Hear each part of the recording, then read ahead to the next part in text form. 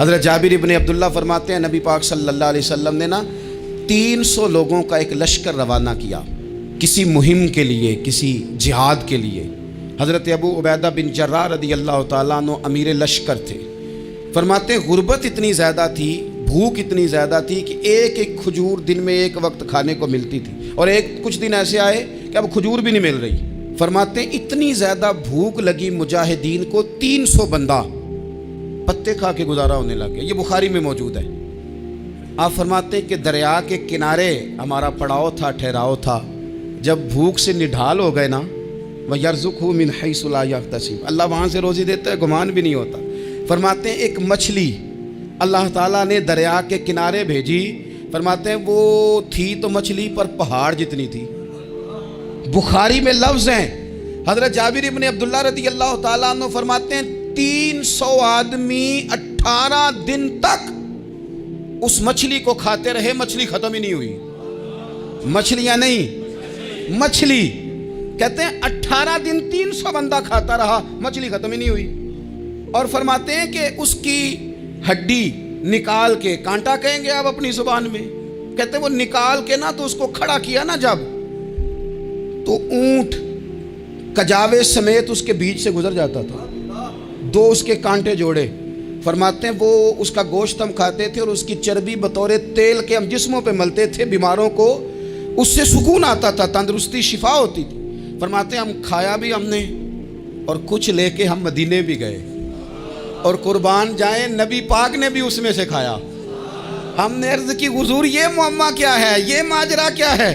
تو محبوب نے فرمایا تمہارے پاس غذا نہیں تھی، رب نے تمہارے لیے بندوبست کیا ہے، اللہ نے تمہیں دیا ہے۔ مکان شروع کر لیا ایک صاحب نے، وہ مکان بنانے لگے، آپ وہ حساب لگا رہے ہیں، کہتے ہیں میرے پاس اتنے پیسے ہیں، اتنے میں نے فلانے دوست سے کہنا ہے اس نے دے دینے، اتنے فلانے رشتہ دار سے کہنا ہے اس نے دے دینے، اتنے فلانے سے کہنا ہے اس نے دے دینے۔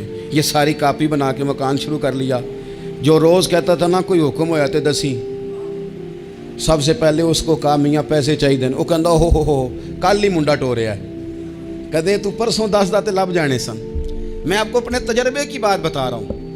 جن لوگوں کا خیال ہوتا ہے نا کہ آپ سٹارٹ کریں فلانا کام، ہم آپ کے ساتھ ہیں، اللہ کا ہی کوئی نظام ہے، وہ بالکل بھی نہیں ساتھ ہوتے۔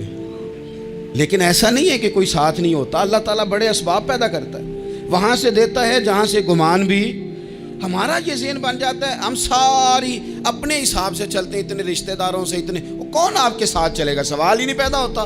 یہ سارے کام چھوڑ کے سب سے پہلے 2 رکعتیں پڑھو، اپنے رب کی بارگاہ میں، رسول کائنات کی بارگاہ میں گزارشات اور استغاثے پیش کرو، وہاں سے خیر طلب کرو۔ دنیا دار کیا دیں گے، کیا دے سکتے ہیں، کیا حیثیت ہوتی ہے کسی؟ اللہ کہتا ہے وہاں سے دوں گا۔ تو جو اللہ مال دے وہ لینا چاہیے کہ رشتہ داروں کا مال دیکھنا چاہیے؟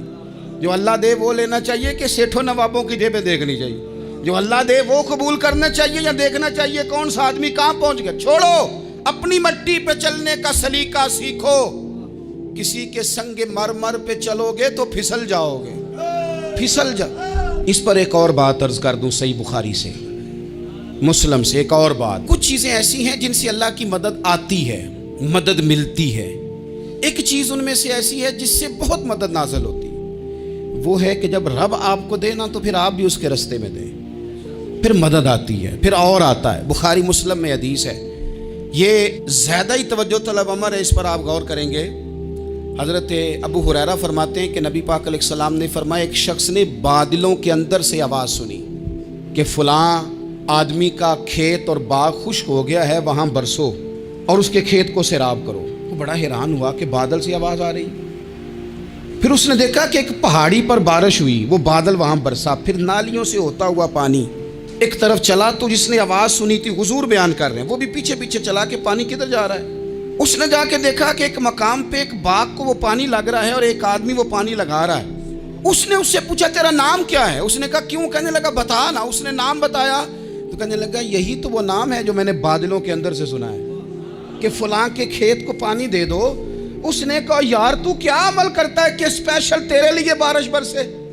یہ بخاری پڑھ رہا ہوں، سیاستہ سے حدیث عرض کر رہا ہوں۔ اس سے پوچھا تو کیا کام کرتا ہے کہ جناب اللہ تبارک و تعالیٰ کا حکم کرم آیا کہ خاص تیرے لیے پانی برسے اور تیرے کھیت کو سیراب کرے. تو اس نے کہا چھوٹا ذمہ دار ہوں، پر جب فصل اگتی ہے تو 3 حصے کرتا ہوں. ایک حصہ اپنے بال بچوں پہ، بہن بھائیوں پہ خرچ کرتا ہوں، ایک حصہ پورا، اور ایک حصہ دوبارہ کاشتکاری پہ لگاتا ہوں، اور تیسرا حصہ خالص میں نے مسکینوں، یتیموں اور غریبوں کے لیے رکھا ہوا ہے.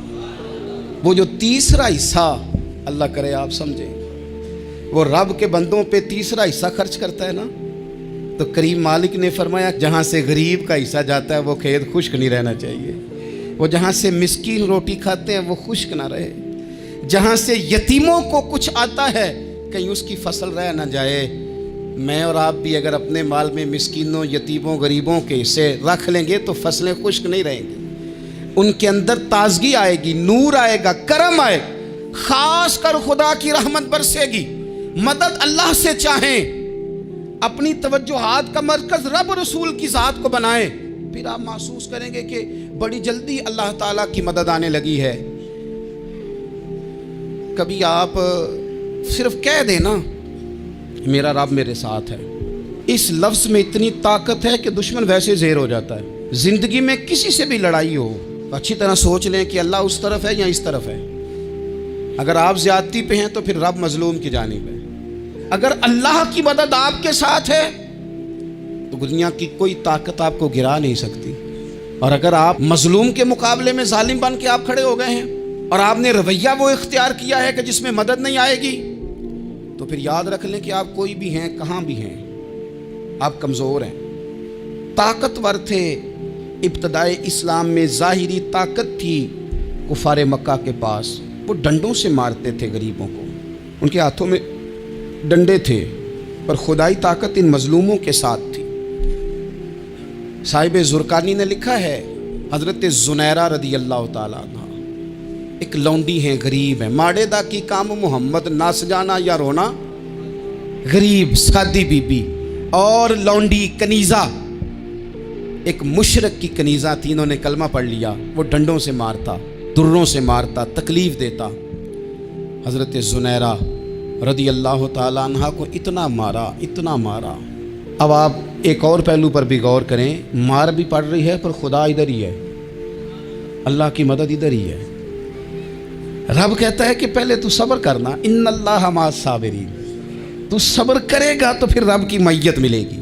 ذرا ٹھہرنا، تو تھوڑا ڈانٹنا. ان الذین قالوا ربنا اللہ ثم استقاموا تتنزل علیہم الملائکہ. تو کہے اللہ میرا رب ہے، پھر تو پہلے ڈٹ، پہلے تو نے ڈٹنا ہے. ثم استقاموا، جو ڈٹ گیا، تتنزل علیہم الملائکہ، ڈٹنے والے کے لیے مدد آتی. پہلے تھوڑا ٹھہرنا پڑتا ہے، پہلے تھوڑا صبر کرنا پڑتا ہے، حوصلہ کرنا پڑتا، اس کے بعد مدد آتی. مار پڑ رہی ہے، مارا جا رہا ہے. حضرت زنیرہ کو ان کا مالک جو ہے ظاہری آقا وہ مار رہا ہے. یہ کنیزہ ہے، اتنا مارا، اتنا مارا، ان کی بینائی چلی گئی، نظر آنا بند ہو گیا.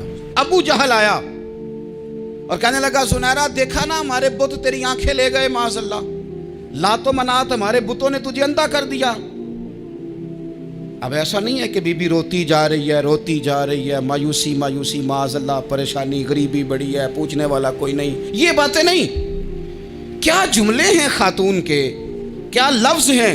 ابو جال نے تنزیہ کہا، معاذ اللہ، کہنے لگا دیکھا نا ہمارے بتوں نے تجھے اندھا کر دیا. تو جناب زنیرہ آنکھوں کی بینائی گئی ہے، رات کو گئی ہے، دکھ ابھی تازہ ہے، لیکن اللہ پہ جو توکل ہے، اپنے مالک سے جو رشتہ ہے وہ اتنا مضبوط ہے، اتنا طاقتور ہے، اس میں اتنی گہرائی ہے کہ حضرت زنیرہ بول کے نا اتنی قوت سے بولی، اتنی طاقت سے بولی کہ پورے کفر پر لرزہ طاری ہو گیا. فرمانے لگی تمہارے بتوں کی کیا اوقات ہے کہ وہ میری بینائی لے جائیں. یہ میری رب کی حکمت کا تقاضا ہے. جب تک اس نے چاہا زنیرہ دیکھتی رہی، اور جب اس نے چاہا زنیرہ کی آنکھوں کی بینائی چلی گئی، اور اگر وہ چاہے گا نا تو بینائی واپس بھی کر دے گا. اگر ہو ذوق یقین پیدا تو کٹ جاتی ہیں زنجیریں، اگر وہ چاہے گا تو بینائی آ بھی جائے گی. حضرت زنیرہ نے رات کو یہ لفظ کہے، ابو جال اور سارے کفار ڈر کے سن کے چلے گئے. آپ اطمینان سے آ کے بستر پہ سوئی، جب سویرے اٹھی تو اللہ نے آنکھوں کی روشنی واپس کر دی تھی۔ آنکھوں کی اب چھڑی پکڑی ہے، بازاروں میں گھومتی ہے، کہتی ہیں بلاؤ کدھر ہے تمہارے نعت و منات، دیکھو میرے رب نے روشنی واپس کر دی۔ آ کر میرے ساتھ ادھر آ، ستمگر ہنر آزمائیں، تو تیر آزما ہم جگر آزمائیں۔ بیمار لوگوں یاد رکھو، کہہ دیا ڈاکٹر نے کہ تو بڑا بیمار ہے، تو بڑا کمزور ہے، یہ ہو گیا وہ ہو گیا، تو ڈاکٹر اپنے علم کے مطابق بات کر رہا ہے، ہوگا تو وہ جو میرا رب چاہے گا۔